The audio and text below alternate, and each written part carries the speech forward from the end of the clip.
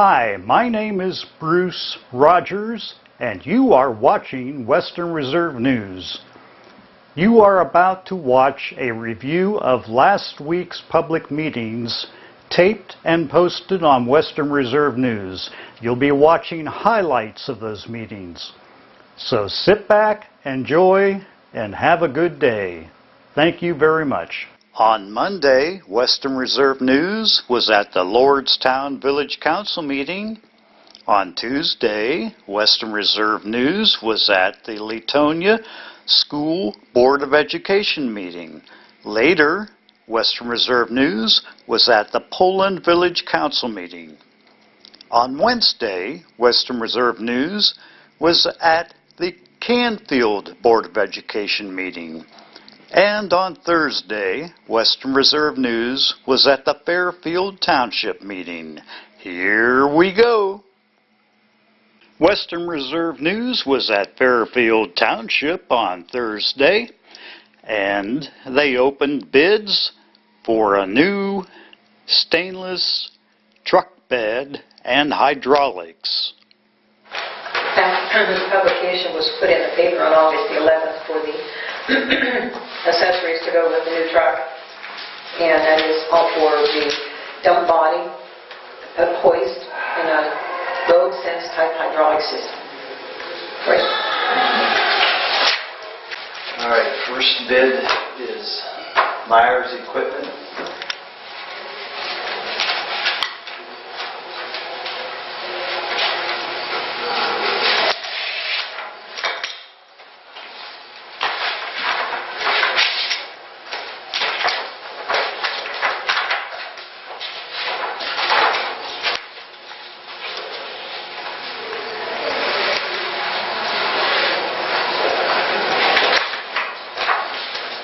Total price? Everything? Yeah. They didn't break it down? I don't think it's... No. Okay. Total price is $31,470.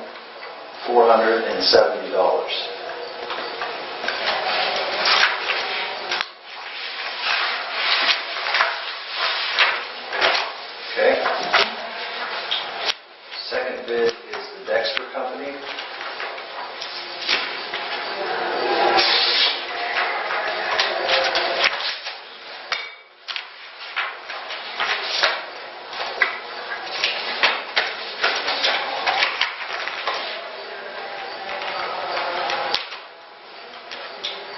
Total price is $29,985. Trustee Barry Miner comments about Fairfield's Chip and Seal program. Chip seal looks good. I looked at it all pretty much. Looks pretty darn good. First and foremost, we're able to do it because the residents support the levy. We get 8.36 miles of chip seal. And we're going to do 0.3 miles of paving, which is going to put us up over $250,000 for road work this year. And we're able to do that because the people support the levy. And I'm thankful for that. Yes. Because if you look at our road system, the 48 mile we have, out of the 18 townships in Columbia County, I'd say we're second to none. High grass is causing neighbors a problem. Property on Metz Road. Where are we at with the property on Metz Road, Bob? I don't know, Jim's not here. We passed a resolution. It's not mowed. Oh, is it? It's been 2 weeks. I'm pretty frustrated about that. We've been working on that all summer long, and it's not mowed yet. And those people that live on all four corners of that, I'm sure, are frustrated also. That needs to be done. WRN was at the Canfield School Board of Education meeting Wednesday evening. Is Canfield the highest rated high school in the Tri-County? Received hot off the press here today. Our high school, again, hit it out of the park. We have been notified that Newsweek magazine rated us in the top 500 throughout the nation. We're sitting at 332, and you might ask, well, what does that mean? They take a look at college-bound numbers, they take a look at graduation rate, and they take a look at college readiness. if youngsters are ready to go to the next level. And where we sit in our state, if you were to take a circle and 100-mile radius around us, we're sitting at about 4 in our state right now. Solon High School is always a high-performing school. They're sitting above us. Avon Lake, again, northern region, Cleveland area, sitting shortly above us. Beechwood, again, right in our range. Orange High School, and then sits Canfield High School. That just speaks volumes for what's going on in our schools. It's a high school rating, but if we're not having the foundation set and we're not driving students year after year to get them prepared for our high school rigor, the performance isn't going to happen. So, again, these are numbers that we're so pleased with. And most of the schools that we're sitting in this ranking in the state of Ohio are in the central to southwestern part of the state. So, again, we're sitting at around 17 in the state of Ohio in this ranking. That, again, is higher than we have in the past, and it's very interesting to start when we're starting to add the middle school and the elementary results, what these numbers will do then. So, again, it's when Vindicator and others ask us what the reason is, it's all of the above. It's the kids' efforts, it's the parents' expectations, it's the staff rigor, it's the administrators driving them home, and it's making sure that we have a nurturing environment. It's a clean atmosphere. If we feed the kids well, we transport them to and from home. It's all of the above. So, can't do it alone. EdWorks is giving Canfield students the hopes of graduating with an associated degree applicable to college. And EdWorks, if you remember, is a firm connected with the Gates Foundation. And what's very interesting about EdWorks, they not only revert back and rate you on how you're doing in your local area, but throughout the state and nationally. And I'm not going to go over every document here, but I'll give you a brief summary, and if the guys to my right want to add in, they very well happy to. We came out very well with many of the results. If you remember, EdWorks was going to take a look at to see if we're prepared for early college, if we're prepared for post-secondary pathway for students, even starting at the middle school level and then all 4 years of high school, and where we fit in this type of conversation. They were thrilled and want to be a part of us. They want to come in and they want to help us write grants that will not only open doors for our students, but more important, professional development for our staff. And we're talking six-figure dollars for professional development for our staff to not only create an environment in a classroom, but tie in with local universities. And this is going to be a very interesting project as we move forward. Where does this take us?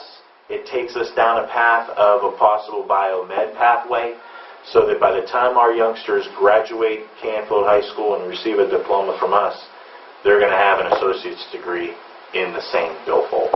So this is something that we're very excited about.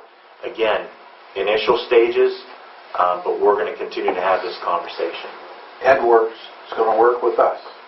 It's not going to cost us money. No, not from this point on. And they're going to help us to teach teachers to become duly certified, so that when they teach a class, not only will the students get credit for the high school, but they'll get credit for university. That's what's one piece for sure. And it's what we're going to be dealing with local universities that credit will transfer to any state university in Ohio. So it's not like, let's say that we tie ourselves with Eastern Gateway or a Youngstown State, let's say.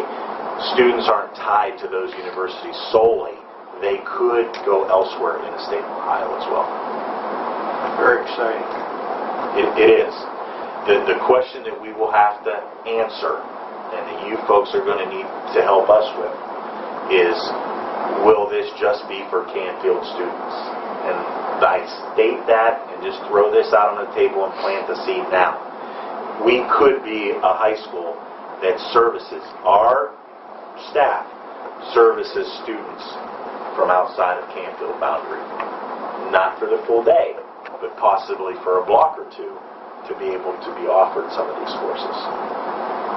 At the Latonia School Board meeting on Tuesday, Superintendent Mano tells about the Penix Aluminum Open House. Penix Aluminum conducted an open house to show their appreciation to the community. I think several of you were there. They specifically recognized the Latonia schools. Dave Reeby, their president, thanked the board for their continued support as well as their positive relationship between Penix and the schools. He presented the school with this piece of aluminum from the first extrusion of the new equipment. I forget the price of the equipment. I think anybody was there, but very expensive press from Italy.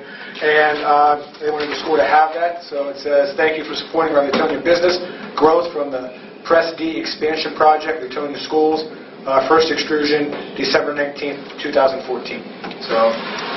The Student Achievement Award given to a 2013 Latonia graduate, Gabby Van Scoy. The Student Achievement Update, Gabby Van Scoy, the 2013 Latonia graduate, recently presented on the subject of math models of bone metabolism at the Mathematical Association of America Conference in Washington, D.C. Gabby is a student at YSU. She was one of 5 YSU students to receive an award at the conference. She won the Janet L. Anderson Award for Outstanding Student Exposition or Research in Mathematical or Computational Biology. Wow. So that's pretty impressive, and so congratulations to Gabby. Superintendent Mano says that Latonia schools will continue to be at the forefront of technology. Continue to work on technology and data collection. The members will be working this year. Last year we worked with Epiphany, Columbia County ESC, and on Google Classroom's data collection and analysis to improve instruction. Katrina Moore will be in the building 2 days a week, so something different that we have the ESC actually housed here, much like we did last year with Epiphany, which is nice to know when they're going to be here and what the focus is and how they'll be working with our staff. At the Poland Village Council meeting on Tuesday, Solicitor Anthony D'Apolito explained the difference between a firearm and a bow and arrow to the council.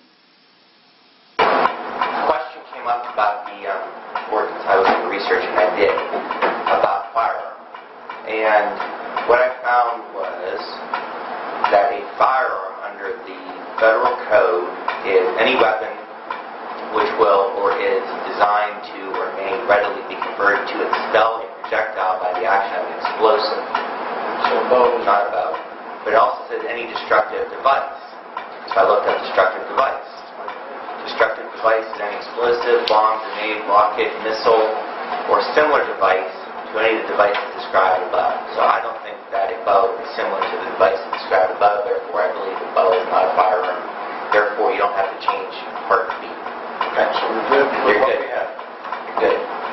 And Poland Village Council then took a vote on amending an ordinance regarding the use of weapons in the village force. I'd like to make a motion to present as an emergency an ordinance regarding weapons in the Poland force. Second.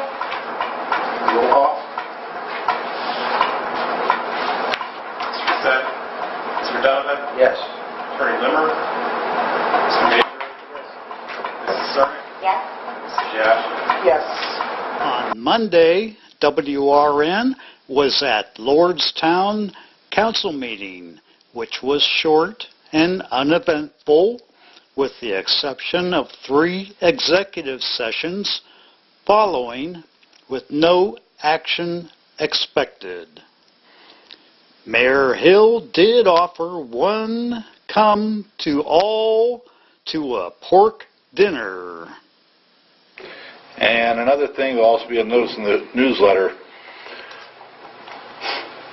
Clean Energy Futures was asked to buy or bid on a couple hogs, which the fire chief's daughter had for 4-H at the Trumbull County Fair, and he got them. And he had texted me and asked, what could we do with it? There's over 400 pound of meat with this. So, in talking with Mr. Ross from Ross Foods, Charlene Farms has dressed the hogs out, and August 28th at 4 to 8, it's a Friday night, they're going to be having dinners. They'll be $10 also to go, and the proceeds are going to benefit the Lordstown Firefighters Ladies Auxiliary. So if anybody would like to show up for that, it will be on the newsletter. And at 7:30 there will be a band up there at Ross's, and they will, like I said, they'll have to-go orders: ham steak, ham and bean soup, sausage, barbecued, pulled pork, pork chops. A little over 400 pounds was donated to the village for the fundraiser for the Ladies Auxiliary. So passing that on in case anybody wants to. And Lordstown's Mayor Hill gives the latest on North Point, etc. When I talked to Mr. Gajalnik earlier today, he said that North Point is still moving forward on their plans for the property up there, so when they do get ready to move, they'll have a lot of stuff in line. Paving has started in the village. They're grinding. Hopefully they'll be done the next month or two. Mr. Mansell and I met a gentleman from Eastern Gateway Community College, and he went through the building with us week before last. It's painted. The floor is in. The building looks well. They're still looking at Eastern Gateway putting in a welding lab in that building. There was a message on my answering machine when I got back from vacation last week saying that they want to get a memorandum of understanding between us and the village. I believe in the future there may be a chance that they may eventually would like to take over the whole building, but that depends on how the class sizes grow. As for Kunkel, got a text this morning from Mr. Superintendent Armstrong from the school. He asked if I would announce that they're having a Meet the Team night Thursday at 7 o'clock at the school for the fall sports season. On Saturday, WRN was at the RAPW Wrestling Show at the St. Joseph the Provider in Campbell. One tag team championship match brought Youngstown's Club Extreme back together.